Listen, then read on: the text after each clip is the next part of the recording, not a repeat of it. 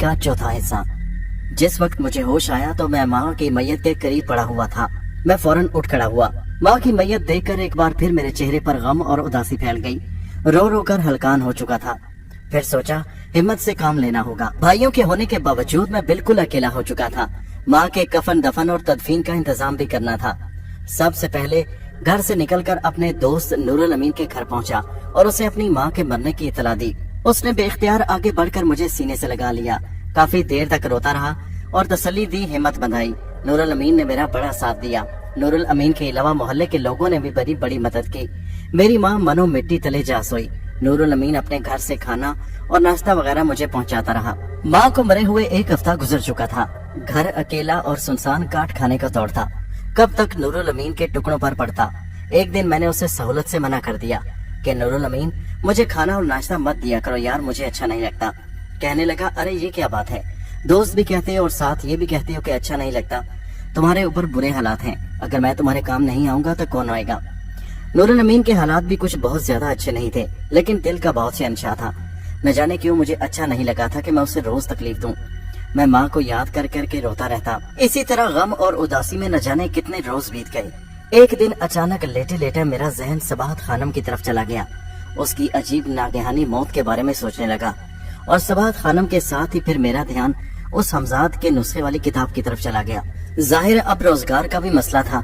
जिंदगी में जीना तो था और जीने के लिए पेट को खुराक की जरूरत थी और पहनने के लिए तन को कपड़ों की जरूरत। मकान छोटा था मगर जैसे तैसे उसमें गुजारा कर ही रहा था। मैंने सोचा अब मुझे आगे की जिंदगी के बारे में सोचना चाहिए। जाने वाली तो दुनिया से गुजर गई। वो कहते हैं ना कि मरने वाले तो दुनिया से चले जाते हैं मगर उनके साथ मरा नहीं जाता। ये जिंदगी, ये लंबी पहाड़ जैसी जिंदगी मुझे गुजारनी थी और उसके लिए मुझे जरूरियात जिंदगी की भी जरूरत थी। मैंने सोचा मुझे कुछ करना चाहिए और फिर सबाहत खानम के साथ उस किताब का ख्याल आते ही मैंने सोचा वो किताब तो मेरे पास है, क्यों ना मैं उस किताब के बारे में गौर करूं, उस किताब को पढूं। ये ख्याल आते ही मैंने फौरन अलमारी खोली और उसमें से वो किताब निकाल ली। मैंने किताब को उलट पलट कर देखा। निहायत पुरानी और बोसीदा सी किताब थी। मैं उसे लिए हुए सहन में बैठ गया और उस किताब की वर्कतानी करने लगा। उस किताब को मैंने पढ़ना शुरू कर दिया। किताब के नुस्खे खालिस्तान उर्दू जुबान में थे और कहीं कहीं उसके वज़ाइफ फारसी जुबान में भी थे। बहरहाल मैं सारी जुबान पढ़ सकता था। मैंने उस किताब का मुतालिया बगौर शुरू कर दिया। उसमें लिखा हुआ था कि हमजाद को काबू करना मुश्किल काम है, मगर कोई मेहनत और तवज्जो और लगन से ये काम सरअंजाम दे तो वो ये काम बखूबी कर सकता है। हमजाद के बारे में कुछ तफसील लिखी हुई थी कि हमजाद इंसान का खुद का अक्स लतीफ होता है।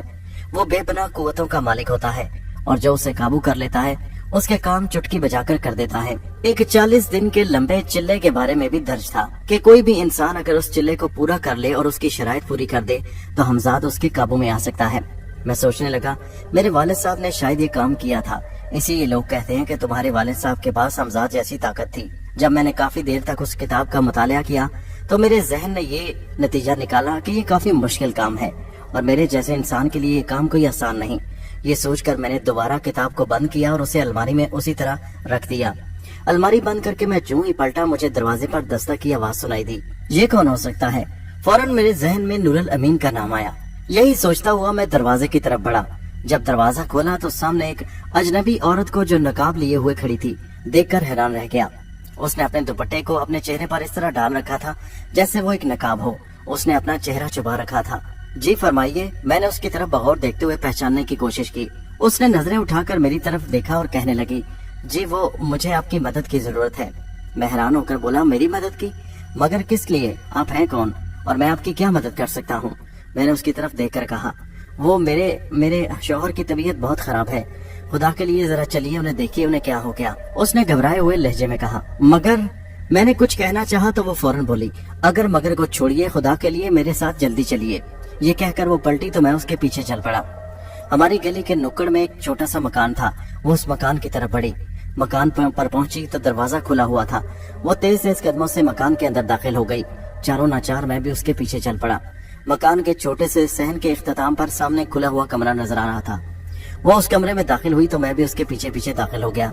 कमरे में एक चारपाई पर एक तकरीबन 35-40 साल आदमी पड़ा कर रहा था। उसने अपने सीने पर हाथ रखा हुआ था। वो फौरन उसकी तरफ बढ़ी और उसे सहारा देते हुए कहने लगी, आप घबराइए नहीं, मैं आपको अभी अस्पताल लिए चलती हूँ। उस आदमी जो उस औरत का शौहर था, उसकी हालत काफी खराब लग रही थी। उसका सांस उखड़ने लगा। मैं आगे बढ़कर फौरन उसे सहारा देकर उठाने की कोशिश करने लगा, मगर उस आदमी ने हाथ के इशारे से मना कर दिया। वो उस औरत से कोई बात करना चाहता था।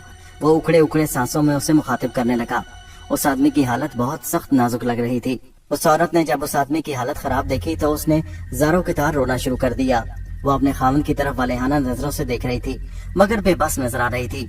मुझे उस औरत और उस आदमी की हालत पर बड़ा तरस आया, मगर मैं उसे तसल्ली देना नहीं चाहता था, क्योंकि उस आदमी की हालत नजर आ रही थी। वो जान कनी के आलम में था। वो कुछ कहने की नाकाम कोशिश करने लगा, मगर जब उसके मुंह से लफ्ज अदा न हो सके तो वो बेदम होकर दोबारा चारपाई पर गिर पड़ा और फिर उसके सांस बहुत उखड़े उखड़े आने लगे। फिर अचानक उसने जोर का सांस लिया और एकदम उसकी जान निकल गई। औरत उसे मरता हुआ देखकर धाड़े मार मार कर रोने लगी। वो उसके सीने से लिपटी हुई बहन कर रही थी और बुरी तरह रो रही थी, चिल्ला रही थी। ये सब कुछ अचानक हुआ कि मैं दम बखुद रह गया।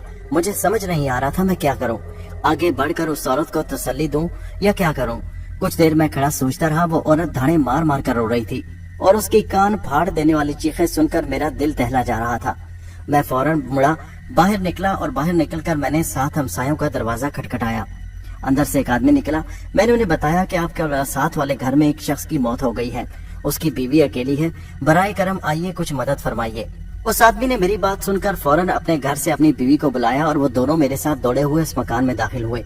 थोड़ी ही देर में तमाम गली के लोग इकट्ठे हो चुके थे। मैं भी सहन में चुपचाप एक तरफ खामोश खड़ा था और सोच रहा था कि आखिर इस औरत पर बेचारी पर क्या बीती। इसका खामन न जाने कब से बीमार था और न जाने उस बेचारे को एकदम क्या हुआ कि अचानक ही उसकी मौत हो गई। गली के लोगों से मालूम हुआ कि उस औरत का नाम आयशा था और मरने वाला उसका शौहर दिलावर था। वो काफी अरसे से दिल की बीमारी का शिकार था और शायद आज भी उसे अचानक दिल का दौरा पड़ा था। दिलावर की मैयत को चारपाई पर डालकर सहन में लाकर रख दिया गया और इर्द गिर्द तमाम मोहल्ले की औरतें बैठ गईं। आयशा भी अपने खामन की मैयत के पास बैठी हुई ज़ारों की तरह रो रही थी। कुछ खवातीन ने चारपाई के इर्द गिर्द बैठकर ऊंची आवाज में पढ़ाई शुरू कर दी। थोड़ी ही देर बाद नूरुल अमीन भी वहीं चला आया। उसकी जुबानी मालूम हुआ कि ये लोग कुछ अरसा पहले इस गली में किराए पर आकर रहने लगे थे। दिलावर अच्छा इंसान था, शहर में कहीं मेहनत मजदूरी करता था, मगर किसी को ये मालूम नहीं था कि वो दिल के आर्जे में मुब्तला था। नूरुल अमीन भी इससे ज्यादा उन लोगों के बारे में कुछ नहीं जानता था। अब दिलावर की अकेली बीवी उस घर में रहती थी। हम लोग यही आपस में बातें कर रहे थे कि अब अकेली औरत इस मकान में कैसे रहेगी। जाहिर है अब उसका शौहर भी इस दुनिया में नहीं रहा, अब तो कोई कमाने वाला भी नहीं। आखिर उस बेचारी पर क्या गुजरेगी। बाद में किसी से पता चला कि उस औरत के माँ बाप भी इसी शहर में रहते हैं और थोड़ी ही देर में यहाँ पहुँचने वाले हैं। यही बातें करते हुए हम वहाँ से जनाजे के लिए चल पड़े। शाम तक उस आदमी की तदफीन हो गई। उसके बाद सब लोग अपने अपने घरों को चले गए। मैं भी इस बारे में सोचता हुआ अपने घर पहुँच गया। मैं सोचने लगा कि मैं तो मर्द हूँ, मैं अकेला हूँ और अपनी माँ को याद कर करके रो रहा था, मगर इस दुनिया में लोग कैसे कैसे हालात का शिकार हैं। वो भी तो देखो, अकेली औरत है जिसका खामद अचानक फौत हो गया। अब वो बेचारी अकेली क्या करेगी, इस दुनिया की सितम जरीफियों का मुकाबला कैसे करेगी। इस वाकया को 2 रोज गुजर गए। तीसरे रोज मुझे नूरुल अमीन मिला तो मैंने उससे आयशा के मुतालिक दरियाफ्त किया तो कहने लगा उसकी माँ आकर उसके पास रहने लगी है। सुना है कि वो उसे अपने साथ ले जाने पर तैयार है, मगर आयशा अपने खावंद के 40वें तक ये मकान छोड़ना नहीं चाहती।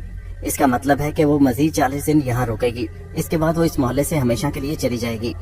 मैं कहने लगा मुझे दिलावर की मौत का बड़ा अफसोस हुआ। मैं आखिरी लम्हात में उनके घर गया था और मैंने उसकी हालत देखी थी। उसकी हालत बहुत खराब थी और बड़े अफसोस की बात है कि उसने अपनी बीवी के सामने ही अपनी जान दे दी। नूरुल अमीन कहने लगा हाँ ये बात तो दुरुस्त है। इसके बाद नूरुल अमीन काफी देर मेरे पास बैठा रहा और फिर चला गया। जिंदगी ऐसे ही उदास और बेकैफ सी गुजरने लगी। ये उस रात की बात है, तकरीबन रात 10 बजे का वक्त होगा। शहर से नजदीक होने के बावजूद इस आबादी का माहौल बिल्कुल गांव जैसा था। रात के 8 या 9 बजते ही हर तरफ खामोशी और सन्नाटा छा जाता। लोग घरों से बाहर न निकलते। मैं भी अंदर कमरे में लेटा हुआ चारपाई पर सोने की नाकाम कोशिश कर रहा था कि अचानक दरवाजे पर दस्तक हुई। दस्तक की आवाज सुनकर मैं चौंक कर उठ बैठा। रात के इस वक्त मेरे दरवाजे पर कौन हो सकता है, यही सोचकर मैं उठा और दरवाजे की जानिब बढ़ा। सहन से गुजरकर दरवाजे के करीब पहुंचकर मैंने आवाज लगाई कौन है, मगर जवाब न आया। दरवाजे पर फिर दस्तक हुई। मैंने आगे बढ़कर कुंडी खोली। अपने सामने आयशा को खड़े देखकर मैं हैरान परेशान रह गया। वो फौरन एकदम अंदर घुस आई और कहने लगी मुझे आपसे जरूरी काम है। मैं एकदम घबरा गया, पीछे हटा। आप रात के इस वक्त? जी हाँ, यही आपसे बात करने का मुनासिब वक्त था। उसने अंदर दाखिल होकर दरवाजा बंद कर दिया। मैं हक्का बक्का परेशान खड़ा उसे देख रहा था। दरवाजा उसने ऐसे बंद किया जैसे उसे खौफ हो कि कोई उसका पीछा करता हुआ मेरे घर में घुस आएगा। दरवाजा बंद करने के बाद मेरी तरफ मुड़कर कहने लगी, आप घबराइए नहीं, मैं कोई खतरनाक इरादा लेकर आपके पास नहीं आई, बल्कि उस रोज भी मुझे आपकी मदद दरकार थी और आज भी मैं आपसे मदद मांगने की गर्ज से आई हूँ। मैं अभी तक शशोपंज में खड़ा था, उसकी तरफ देखकर कहने लगा, मगर ये कि आपने दरवाजा क्यों बंद कर दिया? अगर किसी मोहल्ले वाले ने देख लिया तो? इस वक्त कौन देखेगा? खुदा के लिए मुझे गलत मत समझिए, मैं आपसे मदद चाहती हूँ। मैंने कहा, आप बताइए आपको किस किस्म की मदद की जरूरत है? वो कहने लगी, यहाँ नहीं, अगर आप अंदर चलें तो मैं आपसे बैठकर आराम से बात करना चाहती हूँ। मैं कुछ लम्हे के लिए घबरा गया। अगर इस जवान औरत को रात के वक्त मोहल्ले में किसी ने देख लिया तो मेरे लिए शामत आ जाएगी। मोहल्ले वाले मेरे बारे में क्या सोचेंगे? आज तक किसी ने मुझ पर उंगली नहीं उठाई थी। कुछ देर मैं खड़ा उसकी बात पर गौर करता रहा। मैंने उसके चेहरे की तरफ देखा, वो मदद तलब नजरों से मेरी तरफ देख रही थी। फिर मैंने कुछ सोचकर उसे अपने साथ चलने का इशारा किया। उसे लिए हुए मैं कमरे में आ गया। उसे मैंने सामने चारपाई पर बैठने का इशारा किया और खुद उसके सामने बैठ गया। जी आयशा बीबी, फरमाइए क्या बात है? वो मेरी तरफ देखकर कहने लगी, आपको मेरा नाम कैसे मालूम हुआ? मैंने कहा, एक ही गली में रहने वाले एक दूसरे के नामों से कैसे अनजान रह सकते हैं? आप फरमाइए, आपको मुझसे क्या काम है? मैंने मतलब की बात पर आते हुए कहा। वो कुछ लम्हे अपने दोनों हाथों की उंगलियों से खेलती रही, फिर चंद लम्हे के बाद गोया हुई। आप तो जानते हैं मेरे शौहर का इंतकाल हो चुका है। मैंने कहा, जी हाँ मैं जानता हूँ, आगे बोलिए। मेरे शौहर बहुत अच्छे इंसान थे, उनके होते हुए मुझे जिंदगी में कोई तकलीफ नहीं हुई, मगर उनके दुनिया से जाने के बाद मेरे लिए जिंदगी बहुत मुश्किल हो गई है। मैंने कहा, जी हाँ, ऐसा तो होता है, जब इंसान का साथी न रहे तो जिंदगी की सच्चाइयाँ और तल्ख हकीकतें उसके सामने आ जाती हैं और उसे दुश्वार हालात का मुकाबला करना पड़ता है। मगर ये सब तो अल्लाह के काम है। अल्लाह ताला ने आपको एक कड़ी आजमाइश में डाल दिया है। वो कहने लगी, जी हाँ, लेकिन इसके साथ एक और भी बहुत बड़ा मसला है। मैंने पूछा, वो क्या? वो कहने लगी, दरअसल मेरी माँ मेरे साथ है। मोहल्ले वाले तो यही जानते हैं कि वो मेरी माँ है, मगर वो मेरी माँ नहीं बल्कि मेरी खाला है। रिश्ते में मेरी खाला लगती हैं। मैंने कहा, ये तो अच्छी बात है। मेरी खाला हमेशा मेरे साथ तो नहीं रह सकती, मैं अकेली हूँ। वो मुझे बार बार शादी के लिए कह रही है। मैंने आयशा की बात सुनकर कहा, ये तो अच्छी बात है। वो ठीक कहती हैं, आप अकेले कब तक जिंदगी गुजारेंगी? वो कहने लगी, यहाँ तक तो बात ठीक है, मगर खाला मुझे जिस आदमी से रिश्ते पर इसरार कर रही हैं, मैं उसके साथ शादी नहीं करना चाहती। मैंने कहा, वो क्या? वो कौन है? वो कहने लगी कि खाला एक अपने ससुराली रिश्तेदार के साथ मुझे शादी पर कह रही हैं और इसके लिए वो बार बार इसरार कर रही हैं। वो समझती है कि वो शरीफ ज़्यादा है, मगर मैं जानती हूँ कि वो अच्छा इंसान नहीं। खाला ये कहती हैं कि जब शादी होगी तो वो ठीक हो जाएगा, मगर उसमें कोई एक खराबी हो तो मैं आपको बताऊं, वो जवारी है, शराबी है और भी उसमें बहुत सारी बुरी आदतें हैं। खाला कहती हैं कि मैं तुम्हारे लिए रिश्ता नहीं ढूंढ सकती, मैं खुद बूढ़ी औरत हूँ, मैं कहाँ कहाँ मारी फिरूंगी। ये बहुत जान जोखिम का काम है, लोगों को कहना और फिर किसी की छान फटक करना। खाला कहती हैं, चूंकि वो मेरे ससुराली रिश्तेदार है इसलिए मैं उसको अच्छी तरह जानती हूँ। आवारा दोस्तों के साथ फिरता है, उसमें जुए की भी आते हैं, मगर तुम्हारे साथ शादी होगी तो इसके बाद वो बिल्कुल ठीक हो जाएगा। वो इस बात पर बहुत ज्यादा इसरार कर रही हैं, मगर मैं जानती हूँ कि इसके पीछे एक और बात है। मैंने कहा, वो क्या? वो कहने लगी कि दरअसल मेरे वालिदैन ने मेरे लिए कुछ जमीन छोड़ी थी। खाला का वो ससुराली रिश्तेदार खाला को इस बात पर उकसा रहा है कि वो मुझसे शादी करना चाहता है। वो जानता है कि मुझसे शादी होते ही उसे मेरी जमीन मिल जाएगी और वो भी उसे बेच खाएगा, जुए में उड़ा देगा, जबकि मैं ऐसा किसी सूरत नहीं चाहती।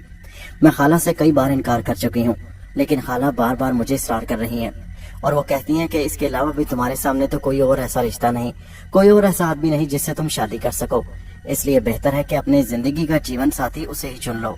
मैं बहुत परेशान हूँ, अभी तो मेरे खामन का 40वां भी नहीं आया और शादी पर खाला ने इसरार शुरू कर दिया है। मैं इसी सिलसिले में आपके पास आई हूँ। मैंने हैरान होकर उसकी तरफ देखा और कहने लगा, ये आपके घर का जाती मसला है, मैं इसमें आपकी क्या मदद कर सकता हूँ? वो कुछ लम्हे खामोश रही और फिर कहने लगी, आप ही तो इसमें मेरी मदद कर सकते हैं। मैंने कहा, वो कैसे?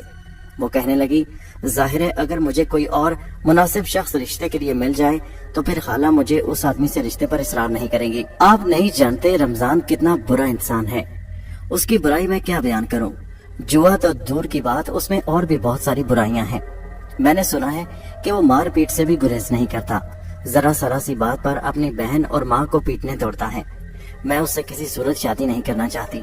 खुदा जाने खाला को उसने क्या पट्टी पढ़ाई है, کہ خالہ کو اس میں خوبیاں ہی خوبیاں نظر آتی ہیں۔ میں خالہ سے بار بار کہہ چکی ہوں مگر خالہ میرے پیچھے ہی پڑ گئی ہیں۔ میں نے اس کی بات سن کر کہا پھر اس سلسلے میں آپ کی کیا مدد کر سکتا ہوں؟ وہ میری طرف دیکھ کر کہنے لگی آپ میری بات کا غالباً مطلب نہیں سمجھے۔ میں آپ کی بات کا مطلب سمجھ چکا ہوں۔ آپ یہی چاہتی ہیں نا کہ میں آپ کی خالہ سے بات کروں، تو آپ سیدھے سیدھے انہیں کہہ دیں کہ آپ اس آدمی سے شادی نہیں کرنا چاہتی، پھر خالہ زبردستی کیوں کر رہی ہیں؟ وہ میری طرف دیکھ کر کہنے لگی نہیں، ابھی بھی آپ میری بات کا مطلب نہیں سمجھے۔ میں نے کہا پھر آپ ہی مطلب سمجھا دیجئے۔ میں جنجلا کر بولا میں چاہتی ہوں کہ اگر کوئی نیک انسان مجھ سے شادی کر لے تو خالہ سے میری جان چھوٹ جائے گی اور اس آدمی سے بھی۔ اچھا تو اس سلسلے میں آپ کی کیا مدد کر سکتا ہوں؟ میرا مطلب ہے کہ اگر آپ، اس نے اتنا کہہ کر ایک لمحے کے لیے توقف کیا تو میں حیران ہو گیا۔ مطلب کیا ہے آپ کا بات کرنے کا؟ میرا مطلب یہ ہے کہ اگر آپ مجھ سے شادی کر لیں تو پھر خالہ اور اس آوارہ رشتہ دار رمضان سے میری جان چھوٹ جائے گی۔ میں ہکا بکا اس کی طرف دیکھنے لگا، اس نے کس آسانی سے یہ بات کہہ دی تھی۔ مگر بی بی آپ نے یہ کیسے سوچ لیا کہ میں آپ سے شادی کروں گا؟ وہ میری بات کے جواب میں بولی دیکھیے آپ کو شادی تو کسی نہ کسی سے کرنی ہی ہے، آج نہ صحیح کل صحیح۔ میں نے کہا آپ اپنی جگہ درست ہیں، لیکن بی بی آپ میرے بارے میں جانتی کیا ہیں اور آپ نے کیسے سوچ لیا کہ میں اس پوزیشن میں ہوں کہ میں آپ سے شادی کر سکوں؟ آپ میرے بارے میں کچھ نہیں جانتی کہ میں اچھا ہوں یا برا۔ وہ کہنے لگی میں جانتی ہوں آپ بہت اچھے انسان ہیں ظاہر صاحب، آپ کو اس بارے میں پریشان ہونے کی ضرورت نہیں۔ اس کے منہ سے اپنا نام سن کر میں اور حیران ہوتے ہوئے بولا آپ کو میرا نام کیسے پتا چلا؟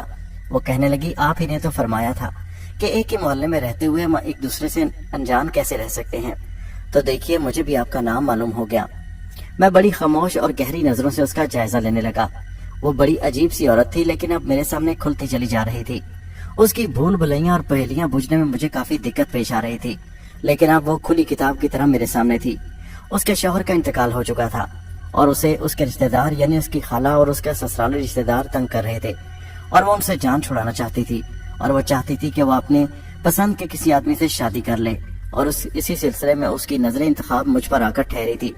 میں نے کہا دیکھیے آشا بی بی آپ بہت اچھی خاتون ہیں، آپ کے شوہر ایک ناگہانی بیماری میں شکار ہو کر اچانک اس دنیا سے چلے گئے۔ میں جانتا ہوں آپ مجبور ہیں اور بے بس ہیں، مگر آپ میرے بارے میں کچھ نہیں جانتی۔ میں خود حالات کا مارا ہوا ہوں، بھائیوں کا ڈسا ہوا ہوں۔ ابھی حال ہی میں میری والدہ بھی مجھے چھوڑ کر چلی گئیں۔ ہمارے ہاں تو کھانے کے لالے پڑے ہوئے ہیں، فاقوں سے ہمارے حالات ابتر ہیں۔ میری حالت ایسی نہیں کہ میں شادی کر سکوں، شادی کرنے کا تو میں فی الحال سوچ بھی نہیں سکتا، اور لہٰذا جہاں تک آپ کی بات ہے آپ کی مدد کرنے کے لیے کوئی نہ کوئی خدا کا بندہ ضرور موجود ہوگا، لیکن مجھے افسوس سے کہنا پڑ رہا ہے کہ آپ کی نظر انتخاب ایک غلط آدمی پر آ کر ٹھہری ہے۔ وہ میری بات کے جواب میں بولی میں آپ کے بارے میں سب کچھ جانتی ہوں، آپ شیخ کرامت کے بیٹے ہیں شیخ زاہد، اور آپ کے بھائی بہت امیر ہیں، ان کی حویلیاں ہیں اور بدایوں میں کافی جائیداد اور کاروبار کے مالک ہیں۔ آپ اپنی والدہ کے ساتھ اس پرانے محلے میں آ کر بس گئے، یہاں آپ نے ایک چھوٹا سا مکان خریدا، مگر یہاں بھی قسمت نے یاوری نہ کی، اور آپ کی والدہ بھی کچھ مصائب کا شکار ہو کر علالت اور بیماری کے باعث اس دنیا سے چل بسی۔ اس کے بعد سے ابھی تک آپ اکیلے ہیں اور مختلف پریشانیوں کا شکار ہیں۔ دیکھیے ظاہر صاحب، اگر دو پریشان حال لوگ ایک ساتھ ہو جائیں تو مل کر پریشانیوں اور مصائب کا مقابلہ کر سکتے ہیں۔ میں اس کی بات سن کر بڑا حیران ہوا، وہ میرے بارے میں کافی معلومات رکھتی تھی۔ میں نے کہا عائشہ بی بی آپ کی بات درست ہے، مگر ایک خود حالات کا مارا ہوا آپ کو کیا سہارا دے گا؟ وہ کہنے لگی خدا کے لیے ظاہر صاحب مجھے مایوس مت لوٹائیے، میں شادی کی بھیک آپ سے نہیں مانگ رہی، میں تو چاہتی ہوں کہ بس میرا ساتھ کسی اچھے انسان کے ساتھ ہو تاکہ میری آئندہ زندگی خوشحال ہو سکے۔ آپ یقین کیجئے مجھے آپ سے کسی قسم کا کوئی لالچ نہیں، میرا گھر کرائے پر ہے میں مانتی ہوں، مگر میرے پاس اتنی زمین ہے کہ جسے بیچ کر ہم لوگ خوشحال زندگی کی شروعات کر سکتے ہیں۔ آپ یقین مانیے میں آپ کو لالچ نہیں دے رہی، میں جانتی ہوں کہ آپ بہت نیک اور اچھے انسان ہیں، اسی لیے میں نے آپ کا انتخاب کیا ہے۔ یہ کہہ کر وہ خاموش ہو گئی، پھر تھوڑی دیر بعد بولی آپ میری بات پر ضرور غور کیجئے گا، اگر آپ نے انکار کر دیا اور آپ کا جواب انکار میں رہا تو کوئی بات نہیں، میں زبردستی تو نہیں کر رہی، لیکن اس کے باوجود میں آپ سے یہ کہوں گی کہ آپ اپنے ساتھ بھی ظلم کریں گے اور میرے ساتھ بھی، کیونکہ میں وہ زندگی نہیں چاہتی جس پر مجھے مجبور کیا جا رہا ہے۔ خدا کے لیے میری مدد کیجئے، میں آپ کے جواب کی منتظر رہوں گی۔ اگر آپ کو میرا جواب قبول ہو تو آپ میرے گھر پر آئیے گا، میری خالہ موجود ہے۔ آپ یقین کیجئے میں ایک شریف خاندان سے تعلق رکھتی ہوں، جب آپ میرے گھر آئیں گے اور میری خالہ سے میرا ہاتھ مانگیں گے تو آپ کو انکار نہیں ہوگا۔ اس سلسلے میں خالہ بھی کسی قسم کا انکار کرنے کی حالت میں نہیں ہوں گی، کیونکہ میں ان کو ہر صورت اپنی رضامندی دے دوں گی۔ مجھے امید ہے کہ آپ اس بات پر ضرور غور کریں گے۔ अगर आप नहीं भी करेंगे तो मुझे आपसे कोई गिला नहीं होगा। मैं आने वाली जिंदगी को अपना मुकद्दर समझकर कबूल कर लूंगी। अच्छा मैं चलती हूँ, खुदा हाफिज। ये कहकर वो चारपाई से उठ खड़ी हुई और दरवाजे से बाहर निकलती चली गई। मैं उसे रोकना चाहता था मगर मैं कुछ कह ना सका। वो दरवाजे से बाहर निकल गई। मैं सहन में आया और बाहर निकलकर गली में देखा, वो अपने मकान में दाखिल हो चुकी थी। मैंने आगे बढ़कर दरवाजा बंद किया और सोचों में डूबा हुआ वापस अपने कमरे में आकर चारपाई पर लेट गया। मेरा जहन बहुत उलझा हुआ था। ये औरत आयशा तो मुझे अजीबोगरीब मुसीबत में फंसा गई थी। वो उम्र में मुझसे ज्यादा बड़ी नहीं थी। उसकी उम्र 26 या 28 साल होगी। उसका शौहर उससे उम्र में काफी बड़ा था। लेकिन अचानक उसे मेरा ही ख्याल क्यों आया? उसे इस मोहल्ले में कोई और इंसान नजर क्यों नहीं आया? आखिर मैं ही क्यों? मैं इन्हीं सोचों में गुम न जाने किस वक्त सो गया। अगले रोज सुबह के वक्त मैंने सबसे पहले नूरुल अमीन के घर का रुख किया। वो कहने लगा, खैरियत? वो आज नाश्ता देने नहीं आ सका था, इसलिए मैं उससे पहले ही उसके घर पहुंच गया। मैंने कहा, भाई मैं तुम्हारे पास नाश्ता करने नहीं आया। वो हंसकर कहने लगा, बस यार माफी चाहता हूँ, मुझे कुछ देर हो गई, चलो यहीं बैठकर मेरे साथ ही नाश्ता कर लो। फिर हम उनकी बैठक में बैठकर दोनों नाश्ता करने लगे। मैंने कहा, नूरुल अमीन आज मैं तुम्हारे पास एक खास काम से आया हूँ। वो मेरी तरफ बगौर देखते हुए कहने लगा, क्या मतलब? क्या कोई परेशानी है? मैंने कहा, नहीं परेशानी नहीं, बस कुछ ऐसी ही बात है, समझ लो कि बस क्या, कुछ बोलो तो सही। वो मेरी बात टोकते हुए बोला। फिर मैंने उसे सारा वाकया सुना दिया। वो हैरानी से मेरी तरफ देखने लगा और बोला, वाह भाई वाह, वो तो तुझ पर मर मिटी है। वो हंसते हुए कहने लगा। मैंने कहा, मुझसे मजाक मत करो, मैं सच कह रहा हूँ, मैं बहुत परेशानी में हूँ। वो कहने लगा, अरे भाई इतनी हसीन औरत खुद चलकर तुम्हारे पास आई और शादी का दावतनामा दे रही है, तो फिर क्यों इनकार करते हो? मैंने कहा, जरा सोचो तो सही कि अभी अभी उसके खामन का इंतकाल हुआ है, और दूसरी बात मैं उसे जानता तक नहीं कि वो कौन है, और तीसरी बात ये कि उसका वो बदमाश रिश्तेदार ऐसा ना हो कि शादी के बाद वो मुझे तंग करना शुरू कर दे और यहाँ आकर नया हंगामा खड़ा कर दे। मैं इन हंगामों का आदी नहीं हूँ और ना ही मैं इन जैसी चीजों में पड़ता हूँ। नूरुल अमीन मेरी बात सुनकर संजीदा होते हुए कहने लगा, लेकिन यार वो औरत बुरी लगती नहीं। सुना है कि वो औरत बहुत शरीफ है, मोहल्ले की तमाम औरतें और मर्द उसकी तारीफ करते हैं। मेरा ख्याल है कि ऐसी बीवी मिलना खुशनसीबी की अलामत है। वो तो हादसे में उसका शौहर बेचारा इंतकाल कर गया, एक इत्तफाकिया मौत जो उसकी बीमारी के सबब हुई। मैं तो कहता हूँ कि अल्लाह ताला ने तुम्हारे नसीब खोल दिए हैं, बाकी अमीरी गरीबी खुदा की तरफ से है। हो सकता है कि उस औरत का तुम्हारे घर कदम पड़ते ही तुम्हारे हालात बेहतर हो जाएं।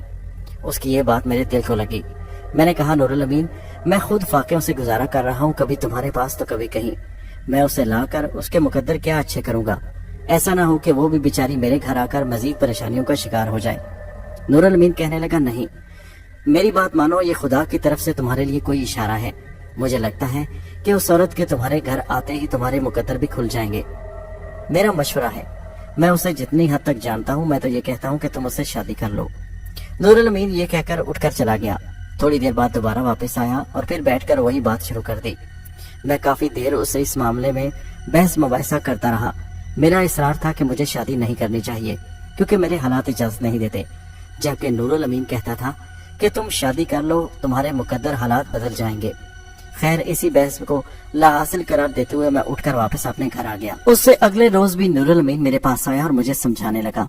कहने लगा, देखो जाहिद, जहाँ तक तुम्हारे हालात का ताल्लुक है, वो औरत तुम्हारे हालात के बारे में अच्छी तरह जानती है और तुमने भी उससे कोई बात नहीं छुपाई, बल्कि उसे हर बात सच सच बता दी। और मेरा ख्याल है कि वो तुम्हारी सच्चाई से भी खुश हुई है। इसलिए मैं तो कहता हूँ इस बात को छोड़ो। जब वो तुम्हारे घर आएगी तो मुझे उम्मीद है कि तुम्हारे हालात बदल जाएंगे। और रहा मेरा सवाल, तो मैं तुम्हारी हर मुमकिन मदद करूंगा। अल्लाह ताला की तरफ से बेहतरी होगी, तुम्हें नौकरी भी मिलेगी। बस मेरा ईमान है, मेरी बात मानो, इस रिश्ते को मत ठुकराओ। जिंदगी में थोड़ी बहुत हलचल और तब्दीली होनी चाहिए। देखो तुम्हारी वालदा के जाने के बाद भी तुम्हारी जिंदगी बहुत बेकार और वीरान सी गुजर रही है। मैंने कहा, क्यों नूरुल अमीन, कहीं क्या तुम मेरी मेजबानी करते करते तंग तो नहीं आ गए? वो एकदम मेरी बात पर गुस्से से उठ खड़ा हुआ और कहने लगा, मेरा हरगिज मतलब ये नहीं था। बाखुदा मैं सारी जिंदगी ऐसा कभी सोच भी नहीं सकता। मैं तुम्हारी बेहतरी के लिए कहता हूँ। मुझसे तुम्हारा ये वीरान और उदास उदास चेहरा देखा नहीं जानता। मैं जानता हूँ कि तुम सारा दिन पड़े पड़े घर में क्या सोचते रहते हो। कभी माँ को याद करते हो, कभी भाइयों की बेरुखी को। मैं तो चाहता हूँ तुम्हारी जिंदगी में कोई औरत आए तो तुम्हारी जिंदगी में भी खुशगवार तब्दीली और बहार आ जाए। बस यही मेरा मकसद था। खैर अगर तुम्हारे मेरे इस नियत पर शक है तो मैं आइंदा के बाद तुम्हारे घर नहीं आऊंगा। वो नाराज होकर मेरे घर से जाने लगा तो मैंने फौरन उठकर उसे बिठा लिया और उसे मनाने लगा। मैंने उससे माफी मांगी। پھر کافی دیر ہم دونوں سنجیدگی سے اس بات پر غور کرتے رہے اور پھر آخر میں نے اس کی بات ماننے کا فیصلہ کر لیا۔ جو دلیلیں اس نے مجھے دی تھی وہ واقعی درست تھیں۔ اس سے شادی کرنے میں ہو سکتا ہے میری قسمت یاوری کر جائے اور میرے ساتھ ساتھ اس کے نصیب بھی کھل جائیں۔ یہ سوچ کر میں نے اس سے کہا تو پھر ٹھیک ہے، عائشہ کی خالہ کے پاس رشتہ مانگنے کے لیے تم میرے ساتھ چلو گے۔ نور الامین فوراً تیار ہو گیا۔ اگلے روز میں نور الامین کے ساتھ شام کے وقت عائشہ کے گھر جا پہنچا۔ عائشہ کے دروازے پر دستک دی تو دروازہ اس کی خالہ نے کھولا۔ ہمیں دیکھ کر حیران ہو کر پوچھنے لگی، جی آپ کون؟ میں نے انہیں بتایا کہ میرا نام ظاہر ہے اور میں اسی محلے میں رہنے والا ہوں۔ وہ کہنے لگے، جی فرمائیے کیا کام ہے؟ میں نے کہا، خالہ جان میں آپ سے اندر بیٹھ کر بات کرنا چاہتا ہوں۔ وہ میری طرف تنقیدی نظروں سے دیکھتی رہی، پھر کچھ سوچ کر اس نے راستہ دیتے ہوئے کہا، اندر آ جائیے۔ میں اور نور الامین اندر داخل ہو گئے۔ صحن میں بچھی چارپائی پر اس نے بیٹھنے کا اشارہ کیا اور ہمارے سامنے موجود کرسی پر بیٹھ گئی۔ جی فرمائیے کیا کام ہے؟ خالہ بڑی عجیب سی نظروں سے ہمیں دیکھتی ہوئی بولی۔ 50-60 سال کے بیٹے میں وہ خراٹ اور عجیب چالاک سی عورت دکھائی دے رہی تھی۔ وہ بڑی گہری نظروں سے میرا اور نور الامین کا جائزہ لینے لگی۔ میں نے اپنے آنے کا مقصد بیان کرتے ہوئے کہا کہ میرا نام ظاہر ہے اور میں اسی محلے میں رہتا ہوں۔ ایک خاندانی شخص ہوں جو کسی مجبوری کی بنا پر اپنے گھر والوں سے دور ہو کر اس محلے میں آ کر بس گیا۔ میرے بھائی شہر بدایوں کے رئیس ترین شخص ہیں۔ آپ ان کے بارے میں چاہیں تو معلومات لے سکتی ہیں۔ میں عائشہ سے نکاح کرنا چاہتا ہوں اور اسے عزت سے بیاہ کر اپنے گھر لے جانا چاہتا ہوں۔ میری بات سن کر ایک لمحے کے لیے ان کے چہرے پر سنجیدگی پھیل گئی اور پھر کہنے لگی، اس بات کی کیا ضمانت ہے کہ تم عائشہ کو اچھی زندگی دے سکو گے؟ میں نے تو سنا ہے کہ تم خود بے روزگار ہو۔ ان کے منہ سے اپنے بارے میں سن کر میں حیران ہوا۔ اس کا مطلب ہے کہ اس کی خالہ میرے بارے میں جانتی تھی۔ میں نے کہا، میں بے شک بے روزگار ہوں، مگر آپ میرے بارے میں پتہ کروا سکتی ہیں۔ مجھ میں الحمدللہ کوئی ایسی برائی نہیں کہ جو آپ انکار کر سکیں، اور جہاں تک رہا روزگار کا مسئلہ تو میں نوکری کی تلاش میں ہوں۔ آج نہیں تو کل نوکری مجھے مل ہی جائے گی۔ خالہ میری بات سن کر کہنے لگی، کیا بے روزگار شخص کو لڑکی کا ہاتھ دیا جا سکتا ہے؟ میں نے کہا، بے شک آپ درست کہہ رہی ہیں، مگر آپ یہ بھی تو سوچئے کہ میں ہمیشہ بے روزگار تو نہیں رہوں گا۔ یہ میرا دوست نور الامین ہے، یہ نوکری کے سلسلے میں میری ہر ممکن مدد کر رہا ہے، اور میں آپ سے وعدہ کرتا ہوں کہ میں عائشہ کو ہمیشہ خوش رکھوں گا۔ کچھ دیر اسی طرح کی بحث و تکرار ہوتی رہی، پھر خالہ کو ہمارے آگے مجبوراً ہتھیار ڈالنے پڑے۔ خالہ کہنے لگی، مجھے تو کوئی اعتراض نہیں، کیونکہ میں جانتی ہوں کہ عائشہ اس رشتے پر راضی ہے۔ وہ مجھے پہلے تمہارے بارے میں بتا چکی ہے اور تمہاری شرافت کی گواہی دے چکی ہے، مجھے کوئی اعتراض نہیں۔ مگر ایک بات یاد رکھنا، رمضان عائشہ سے شادی کا خواہش مند ہے۔ تم جانتے ہو رمضان ہمارا رشتہ دار ہے، اس میں چند برائیاں ضرور ہیں، مگر میں نے تو اسے سمجھایا تھا کہ شادی کے بعد وہ ٹھیک ہو جائے گا، مگر یہ مانتی نہیں۔ یاد رکھو، اگر رمضان کو اس رشتے اس شادی کا پتہ چل گیا تو تم دونوں کے لیے مصیبت کھڑی ہو جائے گی، اس کی ذمہ داری میں نہیں دے سکتی۔ اگر تم عائشہ کے ساتھ اس پریشانی کا سامنا کر سکتے ہو تو مجھے کوئی اعتراض نہیں۔ کیا مطلب؟ آپ کا مطلب کیا ہے بات کرنے کا؟ میں نے دل میں سوچا کہ شاید وہ مجھے دھمکی دے رہی ہیں، مگر وہ کہنے لگی، میرے بارے میں غلط مت سوچنا، میرا اس میں کوئی ذاتی مفاد نہیں ہے۔ میں نہیں چاہتی کہ تمہارے یا عائشہ کے لیے بعد میں کوئی پریشانی کھڑی ہو جائے، مگر میں جانتی ہوں رمضان اس چیز کو کبھی برداشت نہیں کرے گا۔ وہ نہیں چاہے گا کہ عائشہ کی شادی کسی اور کے ساتھ ہو۔ پہلے تو وہ اس لیے خاموش ہو گیا کیونکہ عائشہ کی شادی بہت پہلے ہو چکی تھی، لیکن جب سے رمضان کو پتہ چلا ہے کہ عائشہ بیوہ ہو چکی ہے، وہ مجھ سے کئی بار اس سے شادی کا کہہ چکا ہے، اور میں رمضان کے بارے میں اس سے پہلے بات کر چکی ہوں، مگر عائشہ مانتی ہی نہیں۔ مگر میں تمہیں یہی مشورہ دوں گی کہ عائشہ سے شادی کرنے سے پہلے ایک بار سوچ لو، ایسا نہ ہو کہ بعد میں تم پچھتاؤ۔ رمضان بہت اکھڑ اور ضدی ہے، ایسا نہ ہو کہ اس محلے میں تمہارے لیے مصیبتیں کھڑی کر دے۔ بعد میں نہ عائشہ کا اور تمہارا ساتھ دے سکوں گی اور نہ ہی رمضان کے ساتھ، لیکن مشکل یہ ہوگی کہ اگر تم دونوں کو کوئی نقصان پہنچا تو میرے لیے تکلیف دہ ہوگا۔ میں نے مستحکم لہجے میں اسے جواب دیتے ہوئے کہا، آپ اس بات کی فکر چھوڑیے، میں کوئی ڈرپوک انسان نہیں ہوں جو رمضان کے خوف سے پیچھے ہٹ جاؤں۔ میں نے کہا نا کہ میں اس بات کی ضمانت دیتا ہوں کہ عائشہ کو کسی قسم کی تکلیف نہیں ہوگی، بس آپ شادی کی تیاری کیجیے۔ خالہ نے میری طرف دیکھ کر دھیمے لہجے میں کہا، ٹھیک ہے، بس جو تاریخ تم مناسب سمجھو وہی رکھ دیتے ہیں۔ تو پھر ٹھیک ہے، جمعہ کے دن شام کے وقت ان دونوں کا نکاح کر دیا جائے گا، نور الامین نے درمیان میں بولتے ہوئے کہا۔ خالہ نے رضامندی سے سر جھکا دیا۔ ہم دونوں خدا حافظ کہہ کر اٹھے تو میں نے دروازے کی اوٹ میں کھڑی ہوئی عائشہ کو ایک نظر دیکھا اور مسکرا کر رہ گیا، اور پھر میں اور نور الامین دونوں ان کے گھر سے باہر نکل آئے۔ نور الامین راستے میں کہنے لگا، تم نے بہت ہمت اور جرأت مندی کا مظاہرہ کیا ہے، اپنے فیصلے پر ڈٹے رہنا۔ خالہ اعتراض نہیں کر سکتی کیونکہ عائشہ خود تمہارے ساتھ شادی پر رضامند ہے۔ नूरुल अमीन ने मेरा बड़ा साथ दिया। मेरे इनकार के बावजूद उसने मेरे लिए चंद कपड़ों का इंतजाम किया और फिर आयशा के लिए भी बड़े ही खूबसूरत कपड़े खरीदे गए। जुमा के दिन का मैं और नूरुल अमीन बड़ी शिद्दत से इंतजार करने लगे, मगर शायद वो उससे पहले एक रात का वाकया है। मैं अपने घर में नूरुल अमीन से मिलने के बाद आकर सोने की तैयारी कर रहा था कि दरवाजे पर दस्तक हुई। मैंने उठकर दरवाजा खोला तो अपने सामने खड़े हुए एक नौजवान को पाया। अपनी मूंछों को ताव देते हुए बड़े गुस्सीले अंदाज में मेरी तरफ देखकर कहने लगा, क्या तुम ही जाहिर हो? मैंने कहा, हाँ, क्या काम है भाई? मैं अजीब सी नजरों से उसे देखते हुए पहचानने की कोशिश करने लगा, मगर वो सूरत मेरी देखी भाली नहीं थी। मैं उससे पहली दफा मिल रहा था। मेरे इतना कहने पर ही उसने जोर से मुक्का लहराया और मेरे पेशानी पर दे मारा। मैं लड़खड़ा कर पीछे हटा। इससे पहले कि मैं अपने बचाव के लिए कुछ करता, वो अंदर घुसता चला आया और मुझ पर ताबड़तोड़ हमले शुरू कर दिए। उसने मुझे संभलने का मौका न दिया। मैं लड़खड़ाता हुआ उठ खड़ा हुआ और उस पर हमला करने की कोशिश की, मगर इससे पहले कि मैं उस पर हमला करता, उसके हमलों ने मुझे दुनिया और होशो हवास से बेगाना कर दिया। मैं वहीं फर्श पर गिर पड़ा और बेहोश हो गया। न जाने कितनी देर बेहोश पड़ा रहा। जिस वक्त मुझे होश आया तो नूरुल अमीन मेरे पास बैठा हुआ था। मैं चारपाई पर लेटा था। मेरे सर पर पट्टी बंधी हुई थी और मैं जख्मी था। फिर मेरी नजर अचानक आयशा और उसकी खाला पर पड़ी। वो दोनों भी दूसरी चारपाई पर बैठी हुई मेरी तरफ देख रही थी।